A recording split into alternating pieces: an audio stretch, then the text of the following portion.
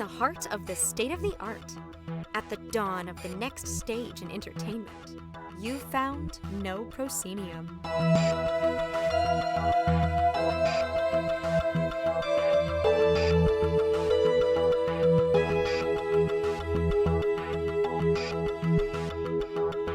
You have indeed found No Proscenium, the voice of everything immersive. I'm Noah Nelson, and welcome to episode 415, of our ongoing exploration of the immersive cosmos.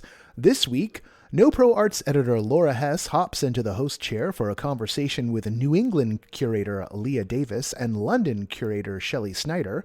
The topic at hand, a look at installation art and how different environments impact audience engagement. For this time out, the crew will focus on Outernet's Now Building installations in London and works at MASS MOCA in Western Massachusetts. And after our main segment, some thoughts from me on the big news of the week, the closure of Sleep No More in New York, and what that says about the state of immersive theater in 2023.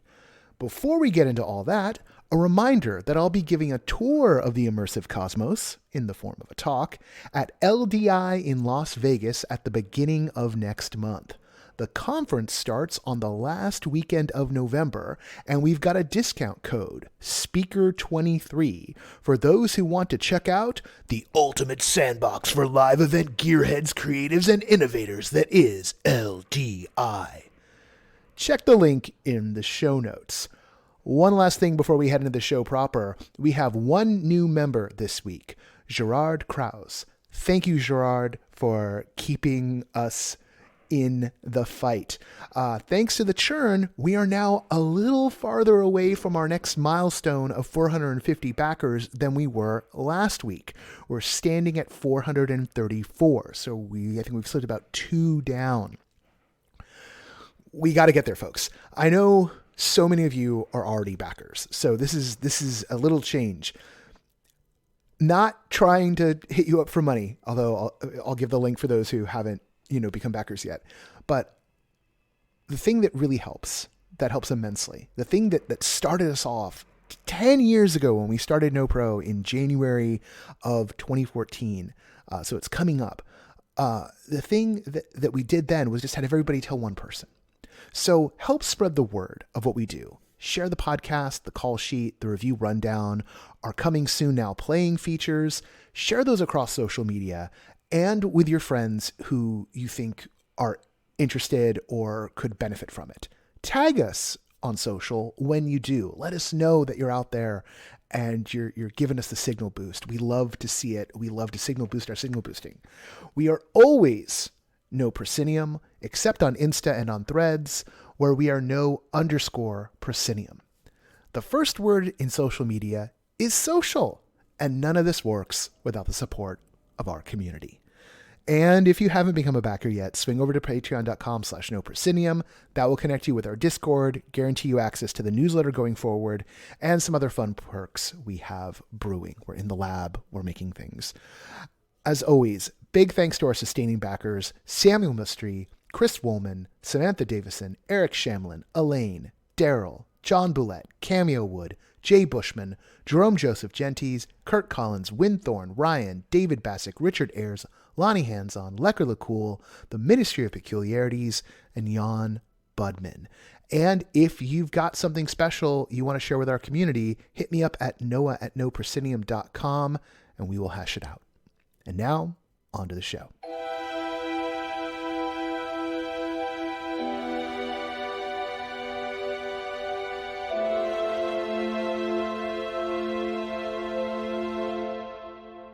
Hello, this is a special segment on installation art. I'm Laura Hess, NoPro's arts editor, and I'm joined by my wonderful colleagues, first on the East Coast of the US.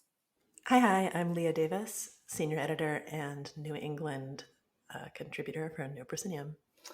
And then also in London. Hi, I'm Shelley Snyder. I am the London curator of No Proscenium.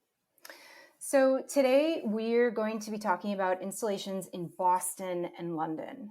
We'll explore how different environments impact audience engagement and resonance, And today on the docket, we have a tech-forward public installation, a mysterious astronautic capsule, and a hallway devoid of physical objects, but infused with immersive sound. So we're going to get to it, and we're going to start with a space in London that opened late last year. Shelley, tell us about the Now building. The Now building sits at the corner of Tottenham Court Road and Oxford Street, just outside of Tottenham Court Road Station, which is an underground station that services 200,000 people a day. So when people talk about going shopping in London, they're usually going shopping on Oxford Street, and they're usually coming in and out of somewhere close to Tottenham Court Road Station. So the Outernet building, which opened last year, a portion of it is called the Now building. And at ground level, open to the public at most times, is this huge room. I call it a room. It's got a ceiling, it's got 3 walls, and it's just these beautiful digital displays and soundscapes. And there's also free Wi-Fi that just draw people in as they're coming in and out of the station. It's lit all day long. It's lit almost all night long. It's overwhelming in how beautiful it is.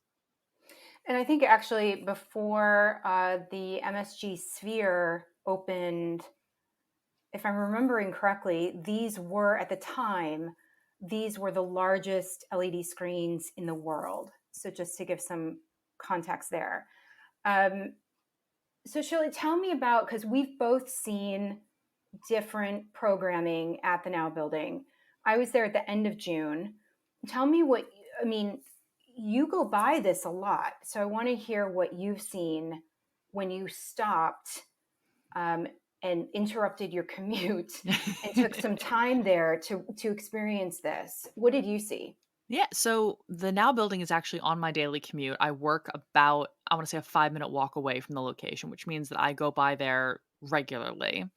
So often I'll only see art in passing. If I'm walking towards Soho for the evening or if I'm walking to the office in the morning.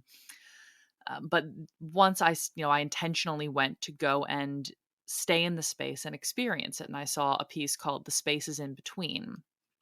And what this was it wasn't just beautiful, overwhelming digital displays of, tessellated fractal images that were overwhelming and beautiful in and of themselves.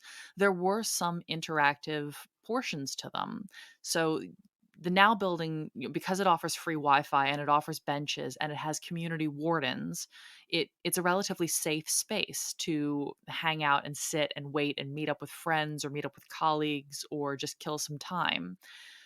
But the interactive portions of this they've got cameras that, if you stand relatively close to the screens, your shadow is cast on the artwork and, tessellated shadow interactions that you can sort of, you wave your arms around, you wave your legs around, and you're on that screen.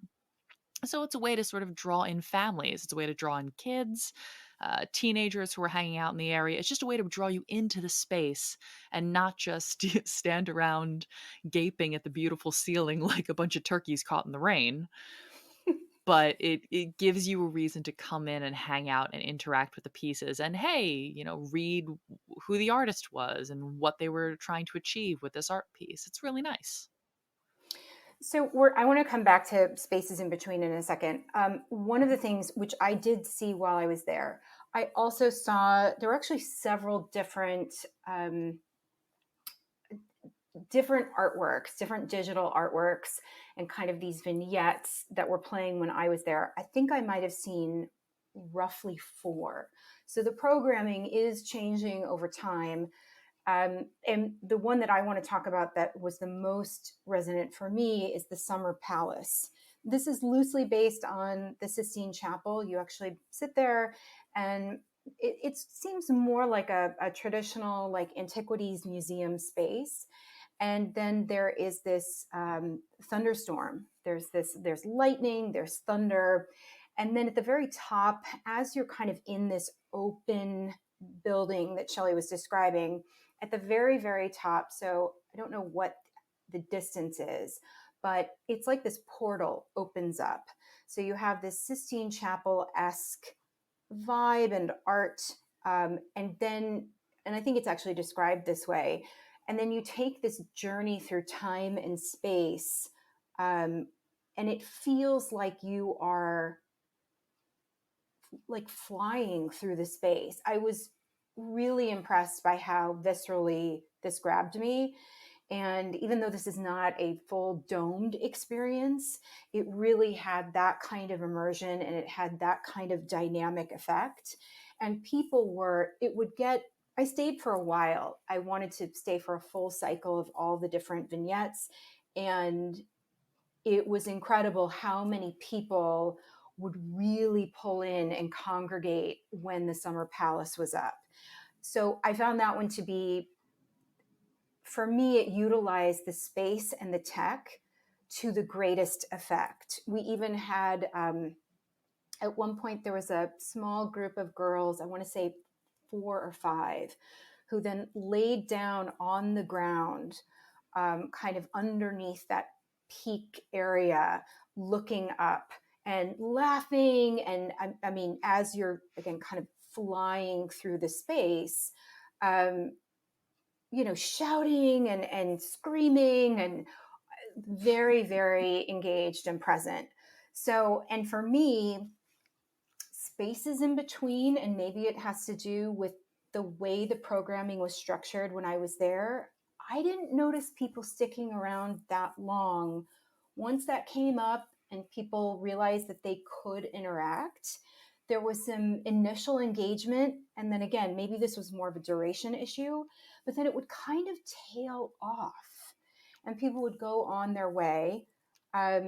Which, not that there's anything wrong with that, but it was so interesting to see the difference between the presence and focus of passersby and audiences for the Summer Palace compared to spaces in between. Yeah, it What did day of the week did you go? Do you recall? So I went on a Wednesday, Okay. but I think, having caught glimpses of the Summer Palace in transit and being envious of anyone who had a chance to catch it in its actual length, I think you're right. The spaces in between is beautiful, but there wasn't much of a narrative. There wasn't much of a journey. It was just, look at these incredibly beautiful images, come and interact with them for a bit. But it didn't force me to stay very long. I hung out, I listened to the beautiful soundscapes. They were, immersive and overwhelming. And then, yeah, after about, 5 to 7 minutes, I was like, okay, well, time to be on my way. And what did you notice? Because I think we had just kind of talked very, very briefly about looking at this where, I was a tourist in that capacity. You live in London full time. You're there on a Wednesday. You're seeing people who are locals, again, who might be on their commute. What are you seeing that sounds different, or what did you see that sounds different from what I'm saying as a tourist, late June, like kind of peak summer timeframe? I mean, there's really the thing about where this building is located, there is no slack time. There's at best the slack time is maybe between 8 a.m. and 10:30 a.m. But anything from 11 o'clock onwards, and Oxford Street is packed full of visitors, tourists, locals. It doesn't matter. The building's full. What sort of what sort of grated my cheese was that there were some uh, pieces, some vignettes that the Outernet posts the time and dates on when to catch them. And then there are some that they don't, that they hide inside their app. They say, hey, do you want to come and see, this show that's currently on, or you want to come and see this piece? Download our app to see the times and dates. I'm like, I'm not going to do that. If I'm just a tourist coming through and I'm interested in seeing the show, or I have an out of date phone, or I'm an older person, I'm not going to do that. So it's unlikely that I'm going to catch the pieces that, you commissioned to get displayed in your place and to draw in people. So I think that's one of the reasons why I wasn't able to catch, or when in tending to see something that looked cool, but I'm like, ah, God, I got to download an app to see the dates and times. I don't think so. Maybe I'll catch it when I'm going by. Right. So, okay, this is great because this brings up, how does that create an immediate barrier to entry? This is public art, but that can create an immediate barrier to entry around technology. Do people even want to take that extra bit of time to download the app? How important is it to them? So, do you feel like that is creating a disconnect between who this is intended to reach and who this is actually reaching? Well, interesting you should say that. Well, so the public art that they list for that list the time and dates online easy is the taster. It's like, hey, come by, see these cool things. Oh, you want more? You want the more specific thing? Download our app, which makes you part of our standard users to engage. Now, the Outernet building, it has music venues, it has paid galleries, it has event venues, it has restaurants. So by downloading the app, then you're on their mailing list, you're on their Right. advertising base. So I think by forcing people to download their app, that's just a way of sort of insinuating their brand into your life, and therefore, are you the kind of person that they want to reach with that brand? Are you a young person with disposable income? Do you live in and around the London area where you can interact regularly with their venues? It's interesting. I think this also brings up, I had mentioned before that I think there's this fantastic article. This was written in May of this year. It was published in Hyperallergic, the digital magazine, digital art magazine. And it was an opinion piece, and the author is Seth Rodney. And what he wrote was, are we asking too much of public art? And I think this is a fantastic conversation to have, and how it relates to this app requirement if you're going to actually be able to access the full program. Because there are certain, I agree with what Seth Rodney is saying, that I think that in general, we approach public art as something that we want it to solve a lot of social ills. We want it to beautify its surroundings. We want it to speak to a wide range of people. We also potentially, with whatever the subject matter is of the art, we don't want to necessarily dive into past public figures or histories. There's kind of a whitewashing that happens. So I think it's also interesting in terms of, do we feel like public art shouldn't be asking us to download an app? Does that somehow feel like a violation of an agreement that we have in terms of our public spaces? And you'd also mentioned to me that this concept of urban lawns, and if we're really going to look at, because you're talking about how Yes. Outernet they have private venues. So they have this public space. They also have these private venues. So it's a mix of public and private. And so what are we, similar to, like, are we asking too much of public art? Maybe a static sculpture, maybe it's a monument. Do you feel like that applies in this case? Does this kind of violate something around our expectations of public art and what we think it should be for us? Well, so the concept of the urban lawn is, next time you're walking through a major built up district in a major city, and you look at, through the glass windows through into a huge sprawling reception floor on the ground floor with just, a desk and a security guard and then a bank of elevators behind them. That is the urban lawn. That is the owners of that building saying, we have so much money that we do not need to dedicate the ground floor of our building to retail and to earning ground rent from retailers or selling anything to the public. We can waste all this real estate on nothing but a giant open space just reserved for us and our people and to keep other people out. And you can do that. If you have bought a building, you could even, not even install windows and just say the whole ground floor is just for us to mill around and look pretty in. That's fine. So for something like the Now building that has this huge open space that is for the most part open to the public, there are some times where they do wall it off so that they can hold private events in that giant space, but that is not very often. To open up the walls and to paint them with all these digital displays and invite the public in and give them free Wi-Fi and give them benches and give them community wardens to make it a safe place so that people don't end up, I don't know, graffitiing it up or peeing on it or doing drugs in it, is, on the one hand, if you're a capitalist, it's a gift back to the people. It's saying, here, come in, welcome, here's a space for you. We made a safe, beautiful place for you to rest. If you're a socialist, it's, how dare you take this space and, force me to download your app and all of that. So it just depends on kind of what mindset you're in, whether or not you expect something back from a company that has purchased very expensive real estate in the middle of a major city. Yeah, I think that I do think it'll be interesting to see how the programming evolves and how engagement evolves, because it is still a relatively new building and installation. I'll be curious to see how this plays out over time.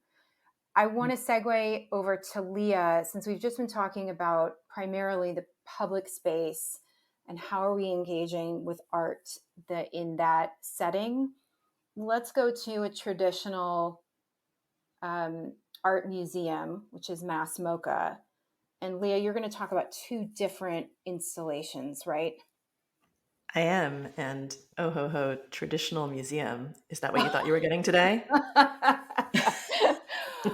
I mean, please correct me. We can't wait to be proven wrong. All right. So y'all are in for a treat if you haven't heard about MASS MOCA before, or even if you have. It's a fantastic space. Would you guys mind if I gave you a little story of MASS MOCA? Please. More than anything in the world. Perfect. Okay. So first of all, it's not actually in Boston. It's in North Adams, Massachusetts. And I know the East Coast is small, but it's still about a 2-hour, 45-minute drive away, drive west from Boston, in an area called the Berkshires. And the Berkshires are a mountainous area that are really well known for being sort of pastoral fall foliage spaces with lots of villages and classical music. And I think people think of it as quaint. And in the middle of this space in North Adams is now one of the world's most interesting and celebrated contemporary art spaces, Massachusetts Museum of Contemporary Art. Now, it started with a giant catastrophe.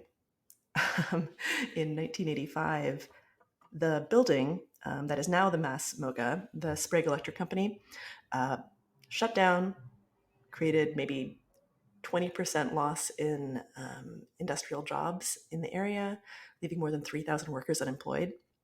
And people weren't really sure what to do next. There aren't any really huge cities nearby. So this is where curator Thomas Krenz stepped in. And Krenz would go on to direct the Guggenheim Museum in New York. But at the time, he was a professor at Williams College, and he started working with an architect named Moore to say, hey, what if we took this space and really created an active combined space for some modern art, maybe some collections. We've got some old collections that exist that are in storage that we can really take from Williams and put into this museum. But let's see what we can do. And then for the rest of the 80s, there was this presumption that MASS MOCA would eventually transition into becoming a more traditional museum space, white walls, rotating permanent exhibits, etc. But guys, it never did that. So MASS MOCA today is still very large. The spaces Shelley and Laura, when you were talking about the Now building with their sort of Sistine Chapel-esque space inside, there are spaces within MASS MOCA that are very much an industrial version of that. In fact, when I visited last month, one of the buildings was taken up by an artist-made single-rider roller coaster called the Brake Run Helix by E.J. Hill. Phenomenal thing that you'd never be able to really put up in a more traditional museum. So when you're thinking about this space, think about industrial, think about exposed brick and concrete, think about lots of indoor-outdoor space, because it really is a campus in the same way that New England mills are campuses. And it's also a bit labyrinthine. So, it's not super easy. The buildings are arranged almost in a courtyard, but they're not especially uniform, and it's really easy to get turned around if you're wandering through the halls and suddenly you find yourself 3 stories down across a courtyard, not knowing which way is north. So that's setting the stage for MASS MOCA today. And Laura, are you ready to talk about 2 of the pieces that are ongoing there? I'm so ready. Okay. This I'm sounds so awesome. excited. Oh, it is such a cool space. Well, hold on. Yeah, okay, we thought we were ready, but we're not, because I think one Strap of the things in. one of the things I find so interesting about MASS MOCA is that it's a museum space, but it's not just a museum space. It was intentionally kept as this multi-purpose space that's really great for festivals. It's meant to be activated both by visitors and people living their lives, but also by musicians, performances. The Bang on a Can Loud Weekend was there in July, so we had a lot of experimental classical music going on. The Kronos Quartet came and played alongside amazing sculptural installations. So it's a space that's really alive, but it's also a functional campus. There are live or I don't know how to say it, active artist studios peppered throughout the space. There's an ice cream parlor, art vending machines, a barbecue joint, some really fantastic restaurants. And it's also a space that has a lot of, Shelley, like you said about the Now building, it really encourages people to come and sort of set up shop. It is safe and pristine. It feels almost like a college campus when you're there. And like everybody else who is on that campus is aligned with you. You're all there for a reason. So now we're ready to talk about some of the art. The stage is set. We wait with the stage bated is breath. set. The stage Right. is set. Now, I think I would like to start with a piece by Julianne Swartz. And the reason I want to start with her piece, I think it's a 2016 piece, In Harmonicity, The Tonal Walkway. And I want to talk about it because it's baked into the MASS MOCA, both literally and figuratively. There is an elevated hallway of the kind that you would see in an industrial building. It's tin roof, wooden, like thick old wood slat floors, very small windows. It's not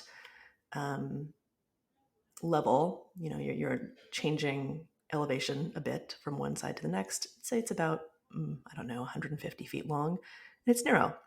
You have to sort of squeeze by somebody if you're going to be walking in opposite directions. And it's the most expedient way to get from one of the main buildings to one of the exhibition buildings. And because the first time that I walked down this hallway was during a musical performance that was outdoors at the time, and I could kind of hear it off in the distance, I didn't immediately realize that I was walking through an art piece. In fact, I didn't even stop to think that I was practically forced to experience this art piece if I wanted to continue exploring the building. And there's a museum. It's a museum. It's also a cultural community space. So there's lots of flyers up on the wall. You might see something for a yoga studio or tutoring your kid in French. And I wasn't paying too much attention to the sign that was in front of this hallway. I realized later in the day that it was the artist's statement and it explained what I was hearing. Because the first time I was walking down this hallway, I was completely alone and I thought I was listening to music outside, to the bustle of a handful of people outside, but I could not get over the feeling that there was somebody just behind me, out of sight. That maybe there was somebody walking in the hallway with me, and it was spine tingling, but not scary. What did And I this don't think, sound like? So that oh people can kind yeah. of imagine. Well, I would love. Okay, you know what? If we're lucky, we'll be able to get a clip of this at the end of this segment. But it's a 20-channel soundtrack that rotates. It's about 13 minutes long, and it is all human voices. Most of them aren't saying anything. These are human voices who are translating emotion into sound. Some of them are professional, some are not, some are children, some are adults. And the sound is thrown, it creates a spatial soundscape so that the sound might move faster than a human might move. Or maybe it's popping up in one place and then in another place. And it sounds at first a bit eerie, sort of like low Gregorian chanting. But then as additional voices layer onto that, you're given the impression of being maybe at a ghostly dinner party. Maybe not quite as macabre, but Well, I think that's a good moment to interject that some of the voices are members of Roomful of Teeth, which for yes. anyone who has watched the Netflix German series Dark, they are featured on those soundtracks. And it's a very kind of breathy, plosive, it's very unnerving. And saying breathy and plosive doesn't sound unnerving, but they have, I think, even just knowing that tiny bit, since I haven't experienced this in person, even knowing that some of those voices are from Roomful of Teeth, I was like, ooh, that sounds really disorienting. Well, yes, and on paper it should be. And in fact, I'm looking at the artist statement right now. I'm seeing some pictures. It looks creepy. This looks like an ambient horror movie, but I've got to tell you, it's extraordinarily comforting, or at least I found it comforting. So It just, initially you feel like you're like, okay, am I hearing ambient sound from outside? Then you sort of felt like someone was maybe over your shoulder, or you're trying to identify where it's coming from. But once you were able to understand, you realize, okay, this is its own installation, then you felt comforted. How did not that just, shift go? well, so I think that there's something inherently interesting when immersive art is entered into without the explicit contract between the artist and the experiencer.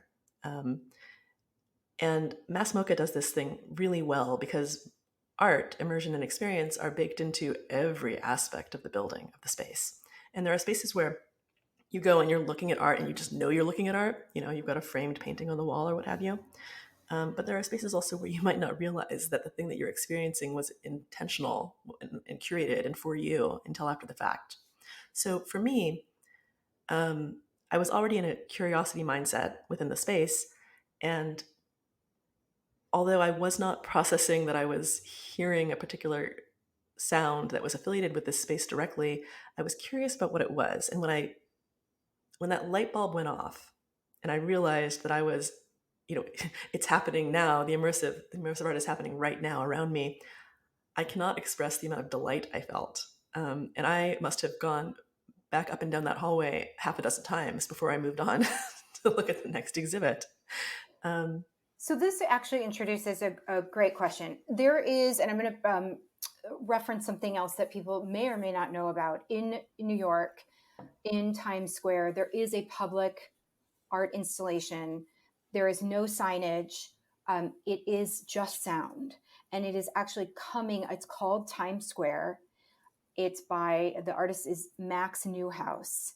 and it is sound that is coming up from the subway grates. And so this is something where once it's kind of this interesting hum. Again, you're not sure, is it the subway itself? But this is available to the public at any time that they are in Times Square. Again, no signage.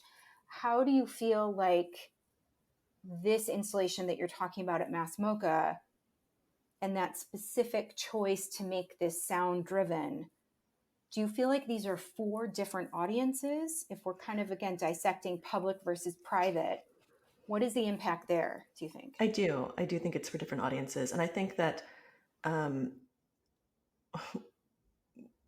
while I was delighted and didn't realize in the specific that I was experiencing an art installation, I had entered that contract by coming into MASS MOCA. So I was already in a museum, and I was in a space where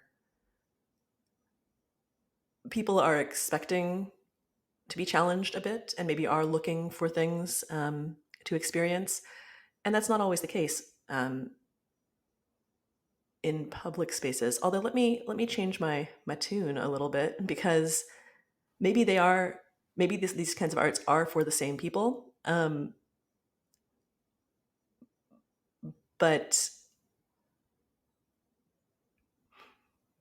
But the piece that you're talking about is just by definition going to have a much wider audience.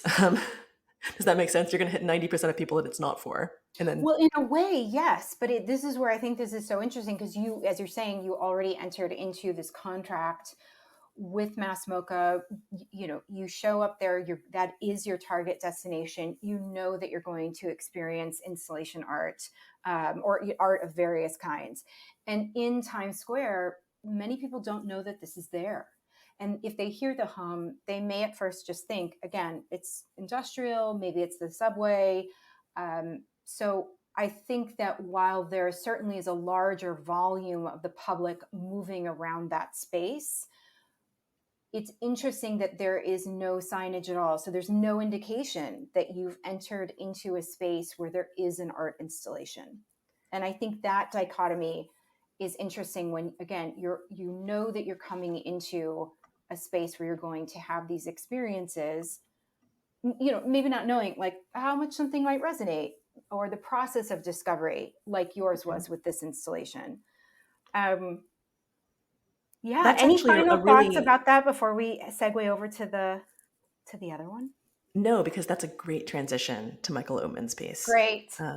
Perfect, because discovery is the name of the game here. So Michael Oatman he's primarily a collage and architectural artist who usually does pieces that are very evocative of an individual story, almost like set dressing. So imagine immersive theater without any actors. Oh, no, this is even better. It's like real life mist is the kind of stuff he does. And usually his pieces are meant to be removed or disassembled and taken down after a period of time. But All Utopias Fell is permanent at MASS MOCA. And I've got to say, it's phenomenal. I did not know that it existed until I found it. So this was another moment of discovery for me. And that's intentional on Oatman's part. Sure, there's signage. You can find information about it at the museum. But I came aware of a bunch of other installations and not aware of this particular one. So this is one piece made up of 3 smaller pieces, but really what it looks like is a silver Airstream trailer, 1970s-esque, that has crash landed on top of a large metal structure outside of a derelict industrial building. So this piece is entirely outside.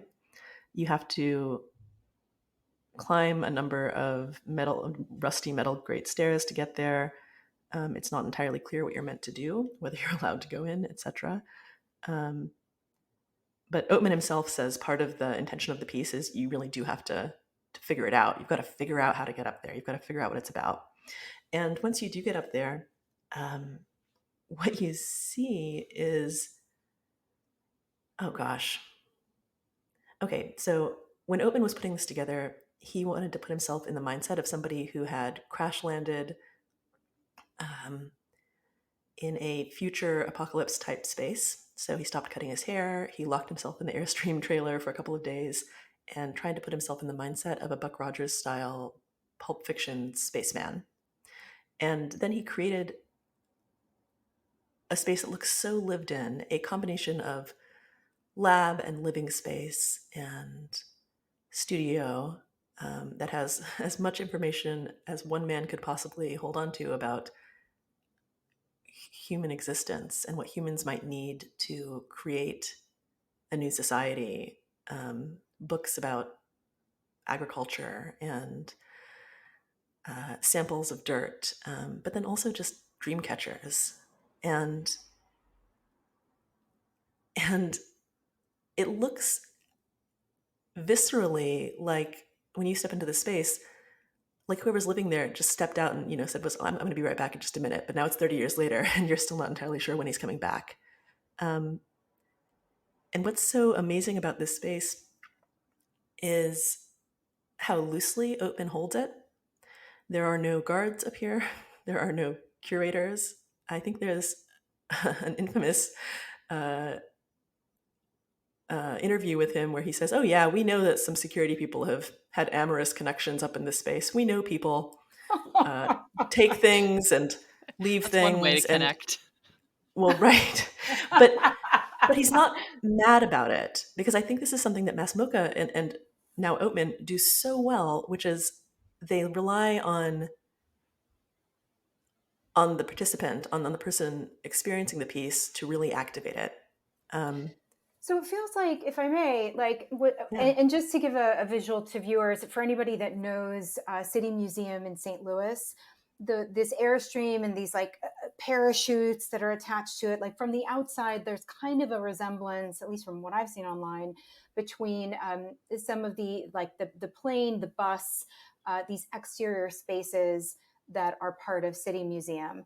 But I think this installation, and I think we'd even talked about maybe doing this in a slightly different order today. And yet today's order, I think, worked out perfectly, because it sounds like this installation is a fascinating mix of at least feeling both public and private, based on the way Yes. it sounds like you're arriving to it, your process of discovery. And I think that is such an interesting crux of this intersection that we're talking about between public and private. Is there anything else, Leah, before we kind of wrap this up, is there anything else about that discovery process that you want to cite? Only that I think I could go back and spend a whole day just in All Utopias Fell. There are a few different components of the piece, including a subcomponent called the Library of the Sun. And I referenced this earlier, but there's maybe 100 books in there, and each one of them looks so fascinating. And I just desperately want to go take a handful of those and lay back in the pilot's seat, surrounded by dream catchers, watching clips of solar tests while the handmade collage and stained glass of raccoons trying to hack into garbage cans sits behind me, and the sun comes in the windows. It's such an interesting, evocative space. I love the idea that I could sit there forever and still feel like there's more to explore, and that everyone's going to get something different out of it. And for all of the fans of various productions that we've talked about before, probably Sleep No More being a very easy reference, like the level of detail in that kind of design is always so rich to rifle through, and again, to see what lands with you. Shelley, you had mentioned a quote that I was unfamiliar with by a major artist, but it really ties in beautifully to this conversation. Will you tell us that quote?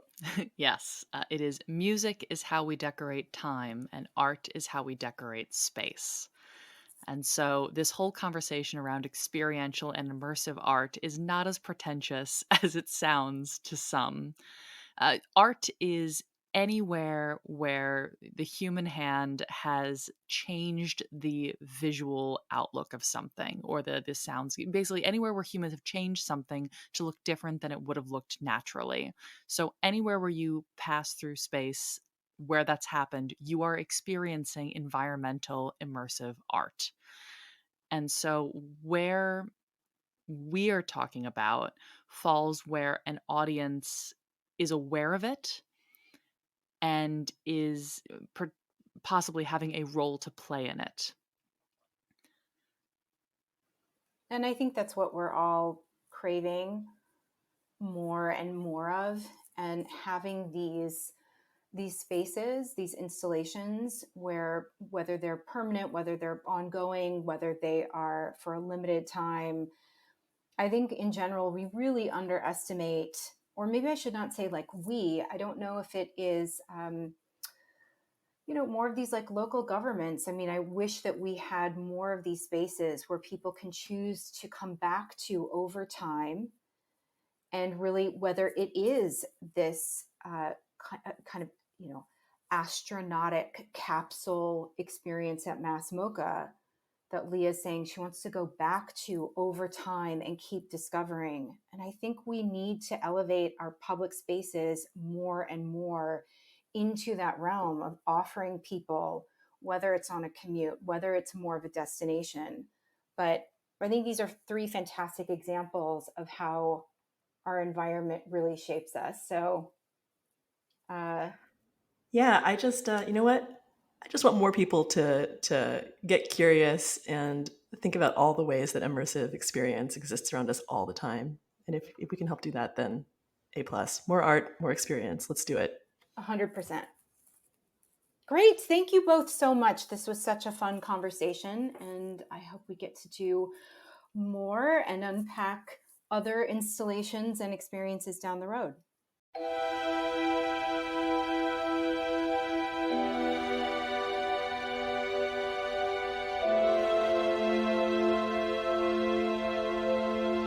Once again, I want to thank Laura, Leah, and Shelley for running the table today. You can find links to everything they talked about in terms of the installations, the locations, and also I'm going to throw in that article that Laura was talking about. There'll be a link in the show notes for that as well. I've got that on a different page in my notes, so I'm like, that article, by the guy they were talking about for a second there. It's if I switch tabs, but I'm not going to switch tabs. Not going to switch tabs because there was a big piece of news this week. There was actually a couple of pieces of news this week, but the big one by far was the closure of Sleep No More in New York. That'll be happening at the end of January. This after, by the time the last show runs, it will have had, I think, over 5,000 runs will have taken place over the course of 13 years, when you count the pandemic year of everything being paused. So running for 11, 12 years worth of doing the show, and over 2 million tickets will have been sold over that time. What's interesting is this is landing in a couple different ways. I think a lot of fans, or some fans, particularly super fans of Sleep No More, who maybe, definitely ones who aren't, part of, fans of like immersive as a whole, they're completely bummed, right? Like their favorite thing is going away. Much the way that so many people were brokenhearted when Star Cruiser closed, and the way a lot of people were discomfited when the Burnt City closed. You see a pattern here this year. There's a lot of closures. There's a lot of churn happening right now. And some folks want to read into this that, well, large form immersive theater is done. Look, large form immersive theater is never easy. If it was, there'd be a lot more of it all around. Punch Drunk in particular has tried really hard to bring shows to many a place, Los Angeles included, and found it very difficult to get all the pieces to fit together the way you need them to. So much of the problem is on the real estate and permitting side of things. And there's, in the articles, to get back to Sleep No More, in the articles about Sleep No More, there are some quotes from the producing team that is immersive, different than Punch Drunk. There's a relationship between these two, but immersive is who has the rights and who produces Sleep No More in New York City. About the cost of the show just kind of going up beyond what is, probably sustainable or profitable for them, and about not wanting to raise ticket prices. Although I got to admit, that one made me raise my eyebrows a little bit, because while Sleep No More is quite expensive relative to what it used to be, it's like $180 right now. There's also a lot of shows in a lot of places here in Los Angeles as well that don't deliver nearly on the level that Sleep No More does, that are charging that much. So I'm a little bit like, is that really the problem? What New York ticket prices can sustain? I think we definitely know that New York live entertainment in New York as a whole, Broadway as a whole, and Sleep No More is off Broadway, but the entire, ecosystem of going to a show in New York has really not sprung back from the pandemic era. Like, big hits are still big hits. And it's not as if live entertainment as a whole isn't a thing people aren't willing to go out of their way for and spend a lot of money for. Taylor Swift and Beyonce say hi. So a bit of a question of like, well, what's going on? And there's some in the micro of Sleep No More, and there's some in the macro of that. We saw that Here Lies Love, did not work on Broadway, and K-pop before that did not work on Broadway. And whereas Sleep No More is off Broadway, is closing. Immersive Gatsby didn't work in New York. Worked in London for a long time, didn't work in New York. What's some of the stuff that's going on here? So in the micro of Sleep No More, some of the shipboard scuttlebutt has it that, the lease on the building is coming up in 2025, and there, might be some stuff in the building that needs being fixed. We know that Immersive has been looking for another venue to do another show. They had some NIMBY problems with a venue that they had picked out in New York, so they lost that one to the local council.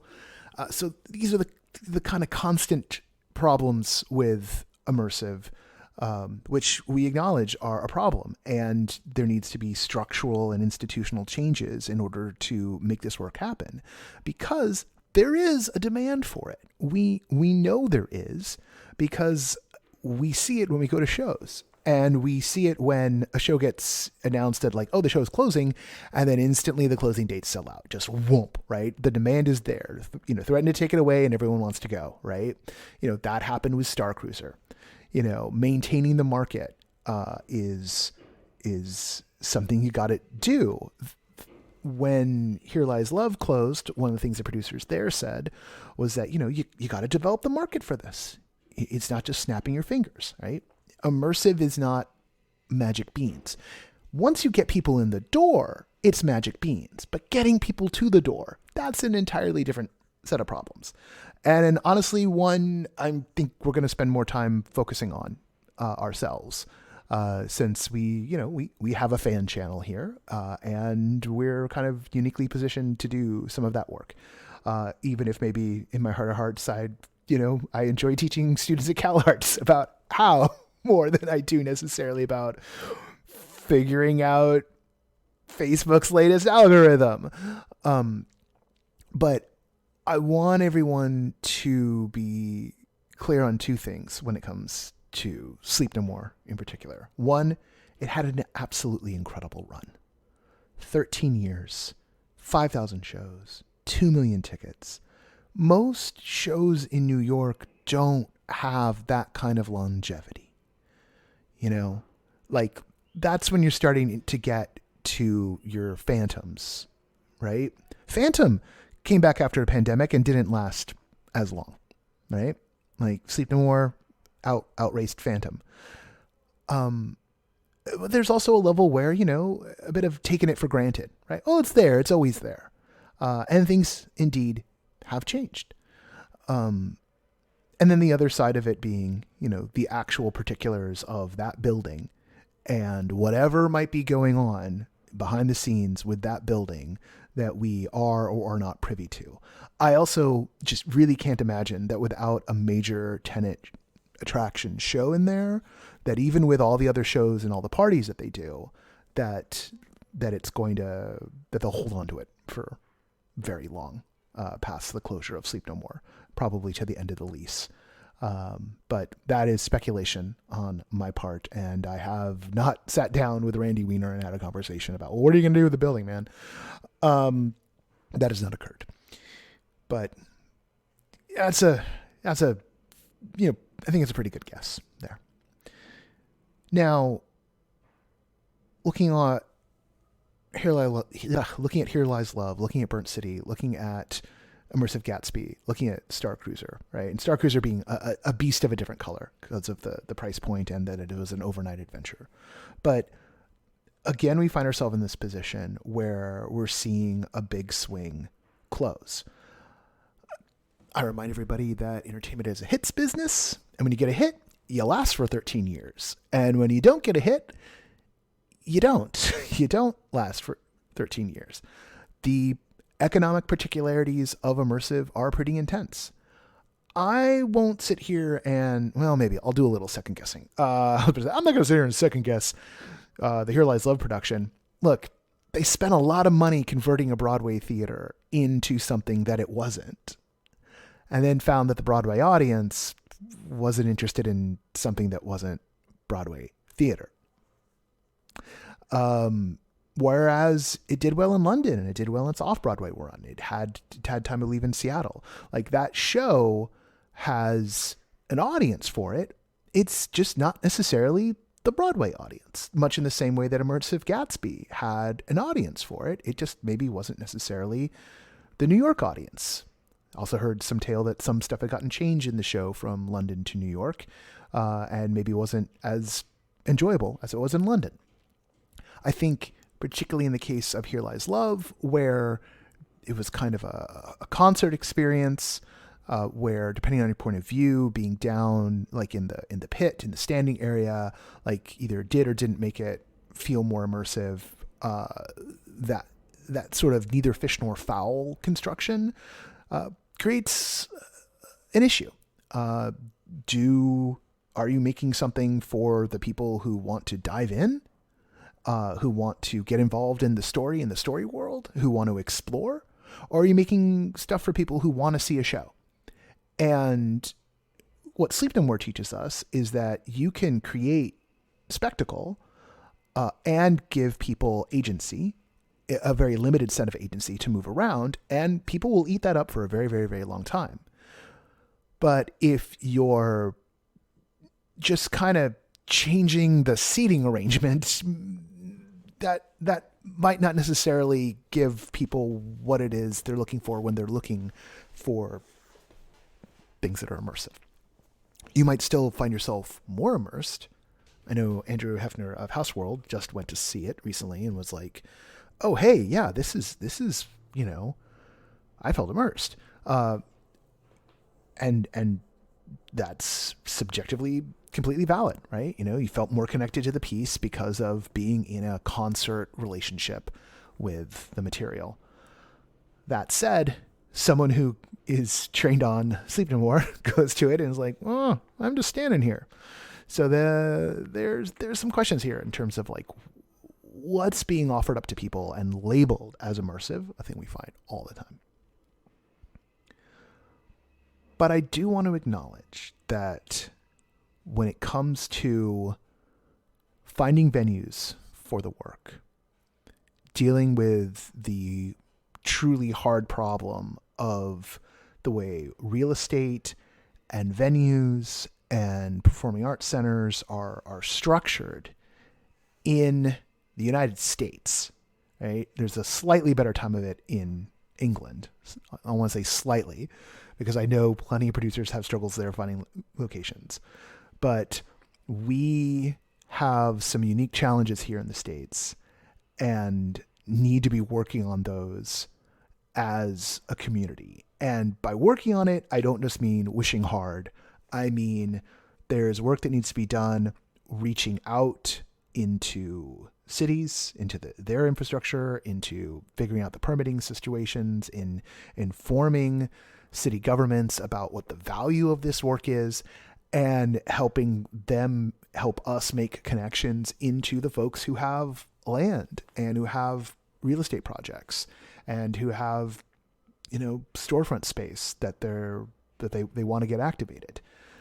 And then on top of that, there's the complication of sometimes those landlords might be willing to roll with you, but their leases, because they have leases too, they have loans that they're paying to the bank, right? So I guess not lease, their mortgage. We lease, they mortgage, right?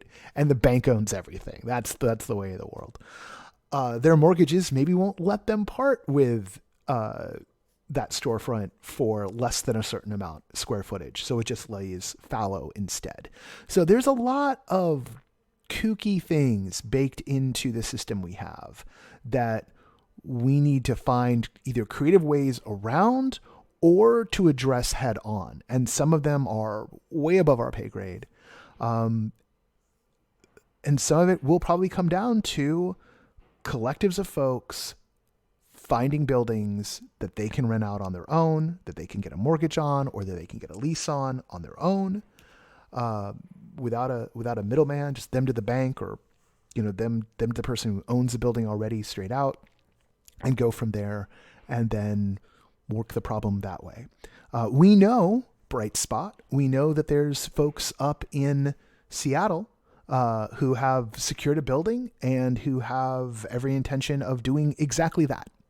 They are broader members of our community, and they're going around and trying to find work that they can program in as they create a multi-use space inside Seattle. And God willing, that could become a model for other cities as well. And we could start to see, many, many, many McKittricks appear around the country. And I think that's the thing that didn't happen over the course of Sleep No More's run that should have, and I wish had, which was more people replicating that model. Not that it would have been easy, not that you could just snap your fingers and make it happen, but that model of an anchor show, bars, restaurants, other performance spaces, that model is a pretty clean model. It's the venue. And we need those. And so that's who we've got to go out and impress, are the people who can make that happen. But in terms of whether or not people want this, whether or not there's an audience for this work, oh yeah, that gets clearer every day. I went to a show not too long ago that I wasn't having the best time at, and that I thought was deeply underbaked. But I was also watching people, folks who hadn't gone to a lot of immersive stuff, just throw themselves right into it, right? You give people the barest scraps of this work and they eat it up. So they eat it up. Not super fans even. They're just looking for it. They are absolutely fascinated by the experience of interacting and moving through a piece of fiction. It is something that just inherently blows people's minds and gets them all charged up because it takes us back to that primal childhood thing. So do not count the form down for the count at all. Just know it's bad business times across the board. But what we have on the creative level is what everybody wishes they had. All right. That's enough for now. The next week's show will be our gift guide special. It'll come out along with the gift guide. The timing may get a little funky. I hope to get it out on Friday, but I'm part of a wedding that Friday, and I'm traveling the day before. So look, I'm busting my hump to make sure it happens. But just know, look, you may find it coming out on Saturday. I'm gonna try and make sure it doesn't happen that way, but I can't fully guarantee. I do have a couple hours to work in the morning, but I'm gonna be on East Coast time, so who knows what's gonna happen with me? Driving around a city I don't know. So all of that fun. That's number one. Number two, don't know what's the podcast afterwards. Who knows? We might have to take a Thanksgiving week bye. I hope we don't. But we have some really fun stuff lined up for afterwards. Some big names, some big projects to help us finish out the year. And I am super excited. And I'm also super excited to connect with folks. If you're at the Immersive next week, I'm giving the keynote on Monday along with Scarlett Kim, and I'll be there through Tuesday evening. Hit me up, say hi. Also, I'm going to be doing my best to connect with all of the incredible Performing Arts Center people who are going to be there, because we need to get our community connected with those folks. So taking this opportunity to make some connections. And with that, we hit the credits. The associate producer of this podcast is Parker Sella. Music for No Proscenium is by Chris Porter of the Speakeasy Society and Solar the Podcast. Special thanks to Siobhan O'Loughlin for voicing our intro, and everything wrong with this episode is my fault. I'm Noah Nilsson, and until next time, I'll see you at the show.